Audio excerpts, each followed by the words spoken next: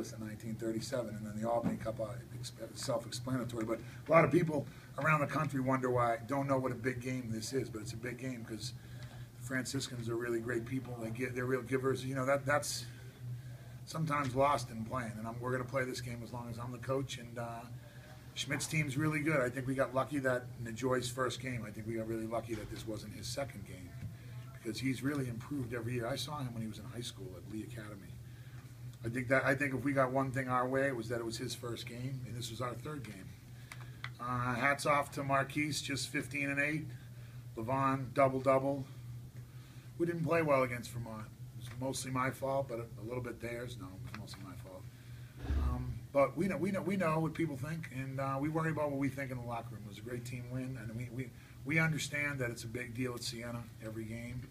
But we also know how hard we work and what quality people we have, and that it was nice. It was nice that we only had to rely on each other in the locker room on the road, because sometimes people don't write about the pressures of being picked second and write about young men that are 18 and 19 years old that have a lot on their minds besides just playing ball.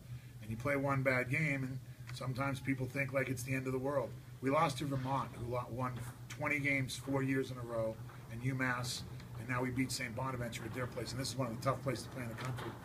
And it's hats off. We played a really challenging, tough schedule at our level and came out 1-2, and I couldn't be prouder. I couldn't be prouder of the efforts that we made in these 3 games, and I hope they'll serve us later. I'll take any questions.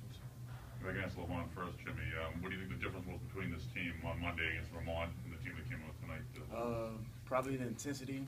We knew that we had to come out hard and strong because they're a good team, good caliber, they're strong inside, and we had to match that or go above it. They cut it to 4 with a couple of minutes left, and you guys ran that play where you were able to get the ball to Ryan. I think you passed it to him, I think, for that goaltending call. Yeah. Can you take me through that play a little bit, what you saw there when you fed Ryan?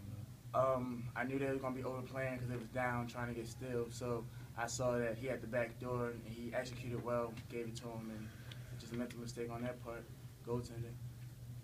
Marquise, you said you were going to try and take a leadership role yesterday. Do you feel like you were able to, how and why were you able to do that? I felt like I brought energy to the team from the beginning. Last game I was kind of out of it, but we got to stay together as a team. And my team had my back, and once I'm into it, they get into it, and that's how I brought a lot of energy. I thought so from the beginning too, right? Yeah. I mean, and I don't mean the beginning of the game. I thought like at 5:30 you were into it. Yeah. Like, I could tell. How could you tell? Just could tell he was really focused on warm-ups, you know, and like he wasn't, like sometimes we mess around, or it's my fault that sometimes I distract him.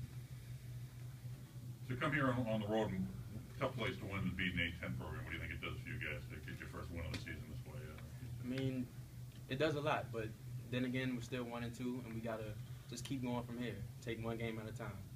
Yeah, we got to go play. And Loyola's going to want to beat me because I coach there, beat us because we're Siena. And, you know, these guys, see, that's one of those weird games. We got to go play Loyola. People are like, it should be an even game, right? But no, they're mad that these guys are local players from Baltimore. So that's, in other words, there's more pressure on us. Gigi's doing a great job. We have to worry about the next game. They're playing well. But that being said, we're going to enjoy this one for a day because it's not many times you beat an A-10 team on the road. They sent 6 teams to the NCAA last year, second in the country. This conference, this A-10 thing is not some fly-by-night. I've been around a long time. I've seen the CAA come and go and things like that, and I'm not disparaging the CAA. The A-10's always been great, but they seem to have taken one more step.